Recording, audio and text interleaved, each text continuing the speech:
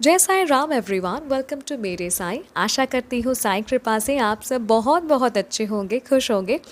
वैसे एक बात बताइए, कभी आप सभी के मन में ये सोच आया है क्या कि ये जो हम साईं बाबा के सामने बैठते हैं, बाबा के आँखों से आँख मिला के हम जब बाबा से प्रार्थना करते हैं, या फिर बाबा के सामने चिट्ठी रख देते हैं, या फिर बाबा के सामने हम रोते हैं, क्या साईं सच में ये सब देखते हैं? जो चिट्ठी रख देते हैं वो पढ़ते हैं? क्या सच में साईं हमें सुनते हैं? क्या ये सवाल जब मुश्किल मुश्किल घड़ी आती है, तो क्या ये सवाल आपके मन में आता है? अगर आता है तो ये अनुभव ध्यान से सुनिएगा। ये अनुभव जिनका है वो रहना चाहती हैं अनोनिमस। मैम बताती हैं कि जनवरी महीने से घर में इनके घर में अचानक से फिनेंशियल क्राइसिस होने लगा। मानो जैसे किसी ने काला जादू करके इनके घर में आर्थिक तंगी मचा दिया है। ठीक है, बहुत परेशान रहने लगे घर वाले। जनवरी, फरवरी, मार्च बहुत मुश्किल से गुजरा। मंथली ग्रॉसरी जहाँ इनके घर में भर भर के आता, वही 3 महीने सिर्फ एसेंशियल आइटम जैसे दाल, चावल, चाय पत्ती, आटा, ये सब आया, और सब्ज़ी में सिर्फ आलू और प्याज। ठीक है, ऐसा नहीं है कि इनके परिवार फिनेंशियली स्टेबल नहीं है, बिल्कुल नहीं। सर बहुत अच्छी जगह नौकरी करते हैं कंपनी में।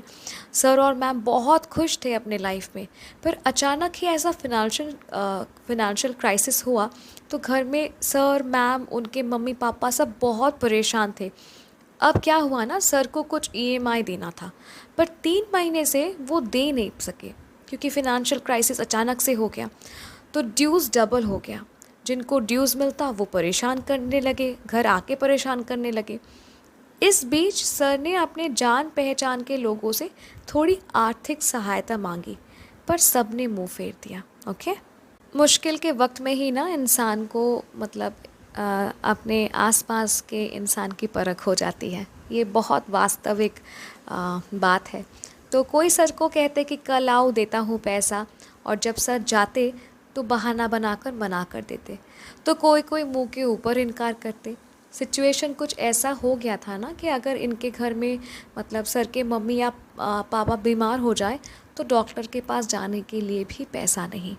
ठीक है, सर बहुत निराश हो गए और अपनी बाइक बेच दी बहुत कम पैसों से, क्योंकि उनको पैसे की सख्त ज़रूरत थी।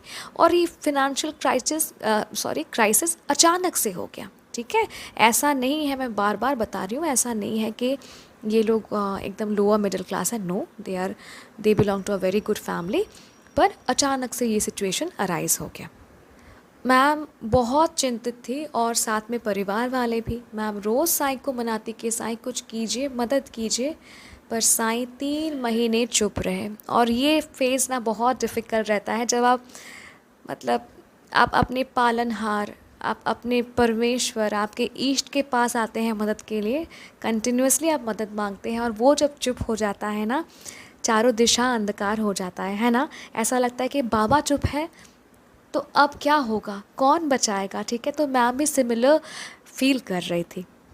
जब हम मुसीबत में होते हैं, साईं से मदद मांगते हैं और साईं कोई संकेत नहीं देते, मदद नहीं भेजते, तो हम और असहाय हो जाते हैं, है ना।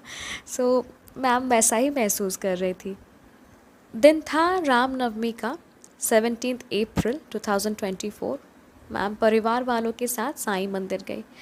मैम बताती हैं कि रामनवमी का दिन था और साईं मंदिर को बहुत सुंदर तरीके से सजाया गया था, और सभी साईं भक्त बाबा को चढ़ाने के लिए वस्त्र, फूल, फल, मिठाई साथ लेकर आ रहे थे।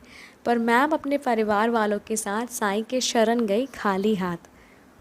बाबा के सामने वो खुद को रोक नहीं पाई, रोने लगी, और उनकी सासू माँ भी रोने लगी। मैम ने बाबा से कहा कि साईं, आज रामनवमी के दिन आपके पास तो आई हूँ मैं अपने परिवार वालों के साथ, पर मुझे इतना पता है कि मुझे बुलाया है आपने। मैं खुद से चल के नहीं आई हूँ, ये आप ही ने मुझे बुलाया है आज के दिन आपके पास। और आज आपके सभी भक्त आपके लिए फल, फूल, वस्त्र लाए हैं, दिया जला रहे हैं आपके सामने बाबा। पर मैं खाली हाथ आई हूँ, आपके चरणों में मेरे परिवार को सौंपने आई हूँ, और आपके चरणों में चढ़ाने के लिए आज मेरे पास सिर्फ आंसू हैं साईं। फिर मैम बाबा को प्रणाम करती हैं और मंदिर से निकलते वक्त बाबा के चरणों में एक छोटा सा चिट्ठी रखकर वो चली जाती हैं, जो वो घर से लिख कर लाई थी। चिट्ठी में मैम ने लिखा था, बाबा हमारी मदद कीजिए, हमारी लाज रखिए साईं, हमें पैसों की सख्त ज़रूरत है, हम असहाय हो गए बाबा, आप हमें थोड़ी आर्थिक सहायता कीजिए, साईं हम अनाथ हैं, आप ही हमारे पिता हैं, हमारी मदद कीजिए। ठीक है, तो मैम ने चिट्ठी में ये लिखा था। तो रामनवमी था 17 अप्रैल, 7 दिन बीत गए। 24 अप्रैल अचानक ही सर के अकाउंट में शाम के 7:30 बजे 2.50 लाख रुपीस घुसे। ठीक है, एक्चुअली हुआ क्या था कि सर के गांव में एक ज़मीन 2 साल पहले बिक चुका था। अब जिसने ज़मीन ख़रीदा उसने पेमेंट 2 साल पहले किया था, पर 2.50 लाख का जो पेमेंट था ना वो बाकी था, जो 2 साल तक उन्होंने किया नहीं था।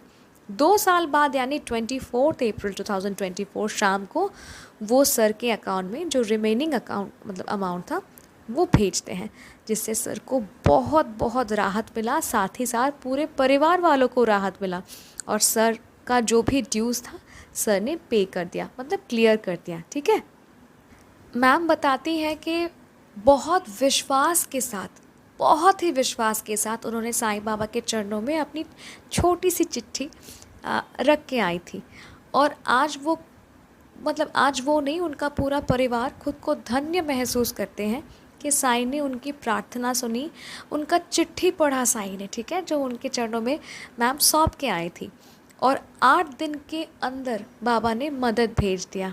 धन्य है साईं आप, और धन्य आपकी लीला। तो कौन कहता है कि साईं सुनते नहीं हैं? साईं को हमारी फ़िक्र नहीं है। हमें बस खुद को ना उनके चरणों में सौंपना होता है, जैसे मैम ने अपने परिवार को और अपने प्रॉब्लम्स को उनके चरणों में पूरे विश्वास के साथ सौंप दिया, और नतीजा ये, साईं ने अपने भक्त को मदद भेज दिया। मेरे साईं परिवार, आप सभी से बस इतना ही कहना चाहती हूँ कि अगर मदद मांगना ही है ना तो साईं से मांगे। आप जिस भी देवी या देवता से बहुत प्रेम करते हैं, बहुत मानते हैं, उनसे मदद मांगिए, क्योंकि वो आपको कभी ना खाली हाथ नहीं भेजते। आप जब बाहर के किसी से मदद मांगते हैं तो उनसे कभी भी कुछ आशा मत कीजिएगा, क्योंकि आपके दुख या सुख से किसी को कोई फ़र्क नहीं पड़ता, किसी को कोई फ़र्क नहीं पड़ता। ये भी कहूँगी कि आप अगर अपने सगे या क्लोज़ रिलेटिव से भी मदद मांग रहे हैं तो मत मांगिए। भले ही वो आपकी मदद कर दे, पर उसके बाद पीठ पीछे आपकी निंदा भी करते हैं, और ये वास्तव है, ये होता है। तजुर्बे से कह रही हूँ, एक्सपीरियंस से कह रही हूँ।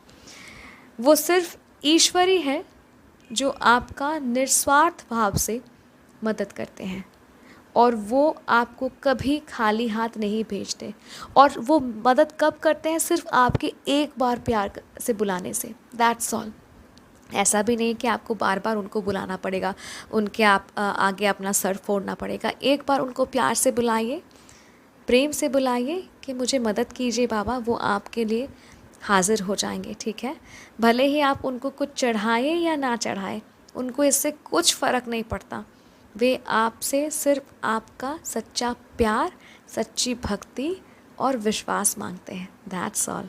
ठीक है, तो ma'am thank you so very much. ये अनुभव बहुत प्यारा था सच में। वैसे तो सभी साईं अनुभव बहुत सुंदर होते हैं, पर ये जो अनुभव आपने शेयर किया है ना, I am very much sure सभी साईं भक्त को आज एक बार फिर से एहसास हो जाएगा, क्योंकि कभी कभी वो जब साईं के आगे चिट्ठी रखते हैं ना, तो अगर उनके माइंड में डाउट रहा होगा कि क्या साईं पढ़ते हैं, तो आपका ये जो अनुभव है ना, ये उनको मोटिवेट करने के लिए है कि हाँ साईं पढ़ते हैं। हम जो भी साईं को लिखते हैं सब साईं पढ़ते हैं, हम जो भी साईं से कहते हैं साईं सब सुनते हैं।